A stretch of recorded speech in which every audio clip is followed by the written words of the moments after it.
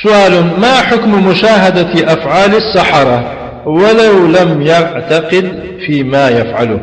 یعنی چه حکم داره تماشا کردن کارهای جادوگرها را؟ جادوگری کردن میگیرن، یعنی کردن میگیرن، بعد حکمش چی هست؟ یعنی اونا رو چیکار کردن؟ تماشا کردن. ولو لم يعتقد فيما يفعله، گرچنده که باورم ندارد، من باور ندارم این هم ارسمون مرکز شده، من میدم ارسمون نمیگم. و یا آدم اول دو تا دیگه است میگه که من میدم دو تا شده مثلا در چشم تو تماشا میکنه میشنه. حكم اینجا الجواب هذا رضيا بالمنكر، یا که هذا رضا بالمنكر، این با منکر با کار ناجوری راضی شدن است. فهمیدید؟ یعنی این کار معنی اومده در برابر معبودانش به تماشا کردن، گویا که تو راضی هستی به همین کار. اگر ناراضی باشی باید که تو اشتراک نمیگیری، تماشا نمیکردی. فهمیدید؟ رضا الکفر کفر.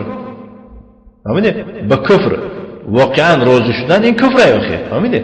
من راضی هم گفتن یعنی این کفره.